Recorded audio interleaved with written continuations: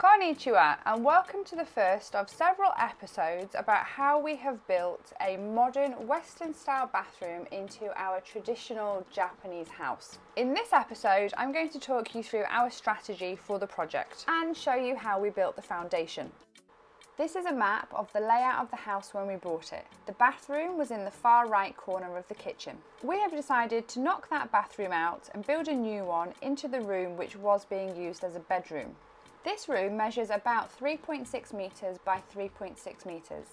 Our renovation plan for this room is to build a wet room which will take up about 25% of the space. Our design plan is to have something which feels similar to an onsen, so we will have a window by the bathtub looking onto a garden. We plan to incorporate natural stone, wood and tile into the room. The wet room will measure about 1.8 metres by 1.8 metres and will contain a bathtub and rain shower. Since drawing up these plans many months ago, we've decided to change the location of the door in order that we can have a clear view of the garden through the window and the door, which will be made of glass. Next to the wet room, we'll have a laundry area with storage and a vanity area with hand sink. Our strategy for building this bathroom can be broken down into four main parts. First, we'll build the foundations and main structure of the wet room. Then we'll waterproof and finish the room. And finally, we'll move on to the other areas. The three main challenges that we face with this project are: number one, a lack of information. Nearly all bathrooms in Japan are unit baths, prefabricated rooms with everything integrated, including the drainage systems. People don't build bathrooms here. We haven't been able to find any information in Japanese. We have found lots of information on YouTube from America and England, but the housing structure is very different to ours. So we're using a pick and mix of ideas and some logical thinking, and we're crossing our fingers and hoping that it works. Our second challenge is the lack of materials available in Japan for this type of build because of the proliferation of the unit bath. And our third biggest challenge is the fact that we have absolutely no experience whatsoever in anything to do with bathrooms or plumbing. Let's move on to a closer look at our strategy for building the foundation of the wet room. We've done our prep work. The old bathroom has been removed. All that remains is a hole in the floor. We've also opened up the floor, making a hole for the new wet room. As you can see, it's exactly the same size, just a few metres to the left. Our strategy for building the foundation comprises three key stages. First, we will build the perimeter of the foundation using concrete cinder blocks. Then, we will fill it with rubble and insulation.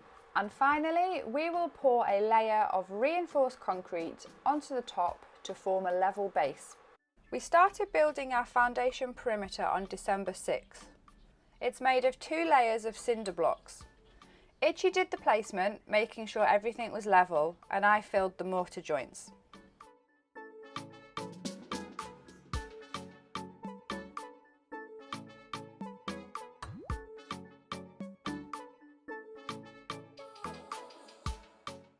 We used blue board to insulate on the inside of the perimeter.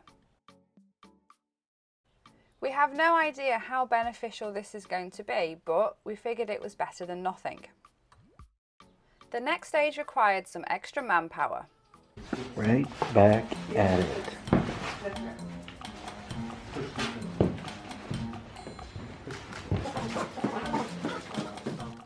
In episode 10, we used a massive drill to break down the foundation of the old bathroom in order that we could access the rotten dodai.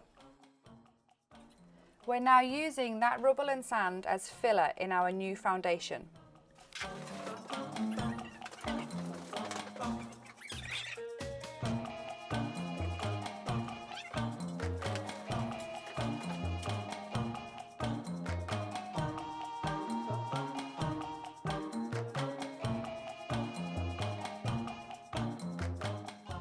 When we ran out of rubble, we used the bags of broken tiles from when we smashed up the old bathroom walls.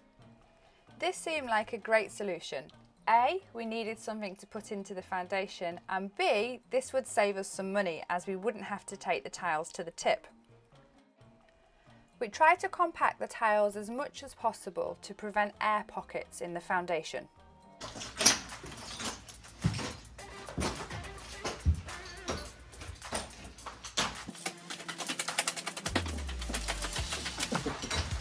Exercise tip.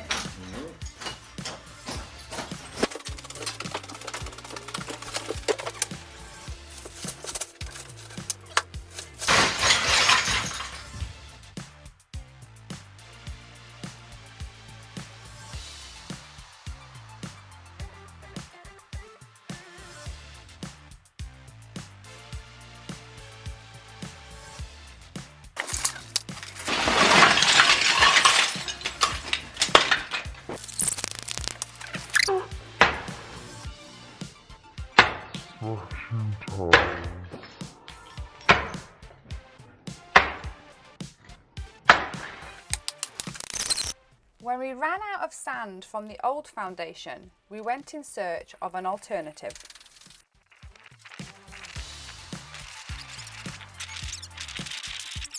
So this red flag here, this is the marker of our land. So anything on this side is ours. It feels nice and soft and bouncy.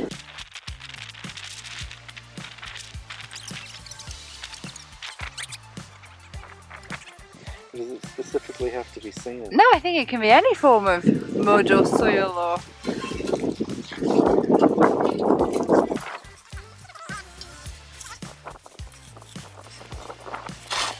It's probably really good quality, Right? yeah, like vegetable growing soil.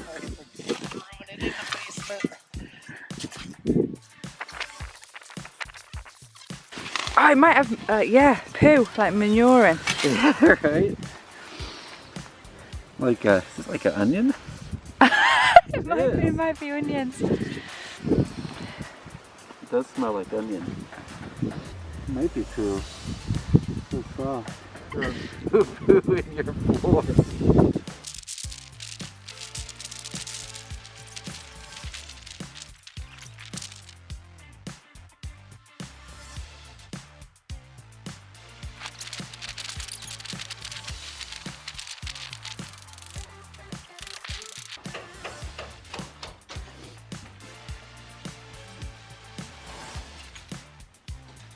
Nice. That's really good quality soil, how dark it is.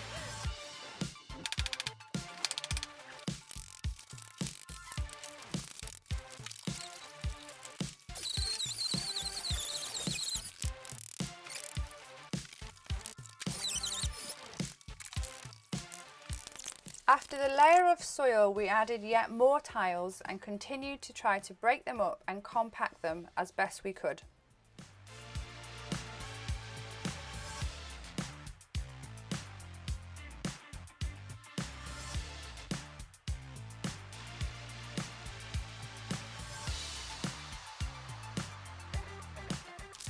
Then it was back to the garden to collect more high quality farming soil.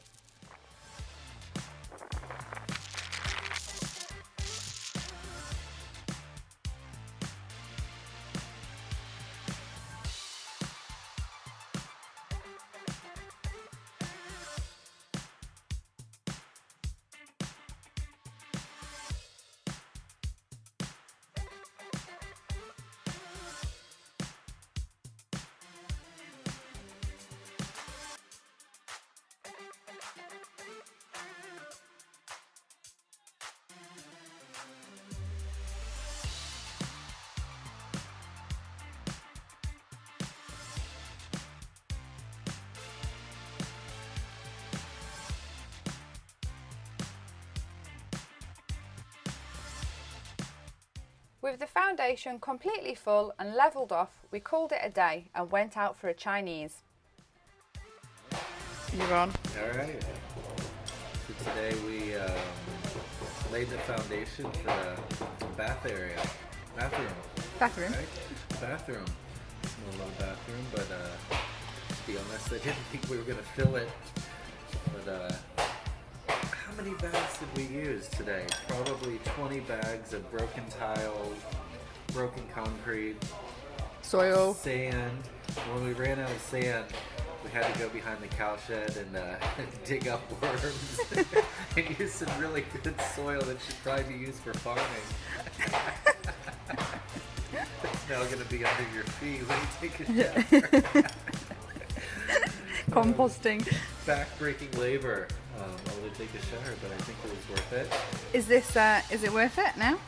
Yeah, definitely. Especially when you have a feast like this afterwards. It was great. So, yeah. Kanpai. Thank you for your work. Yeah, thank you. お疲れ様でした. Yes.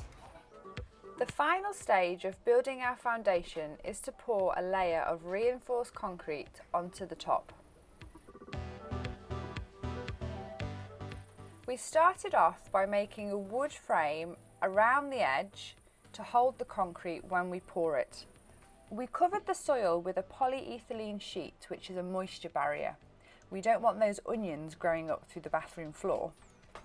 Then we added a layer of blueboard or polystyrene foam for insulation and some wire mesh to add strength to the concrete. Itchy was a dab hand at fastening this mesh together.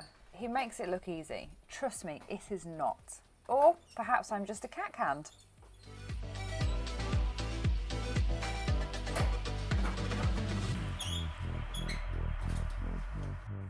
Next we added some concrete blocks so that the mesh will be in the middle of the layer of concrete.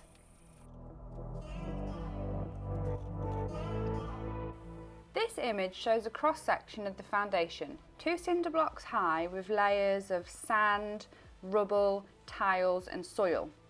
You might be wondering why we're building a wooden frame around the edge to hold the concrete, and why we didn't pour the concrete directly on top of the fill inside the cinder block perimeter. We tried our best to compact the fill, but in the event of a big earthquake, we thought there is a chance that we could see some movement, which could cause a crack in the concrete floor. In pouring the concrete on top of the cinder block perimeter and reinforcing it with wire mesh, we hope that even if there is movement in the foundation below, the floor will remain stable and not crack. This is our logic anyway. We've got no idea if a professional would agree with this.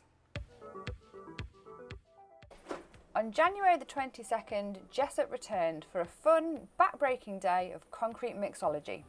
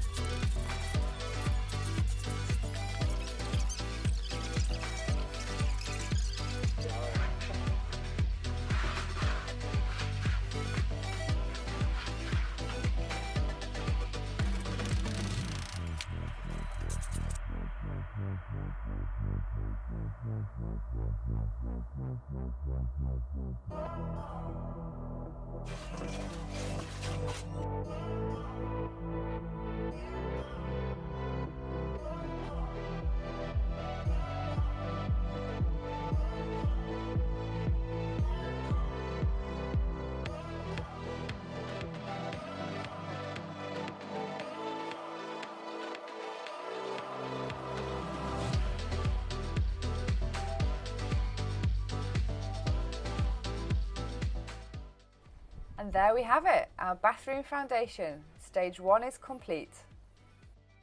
In the second part of building the bathroom, we'll explain our strategy for building the main structure in more detail.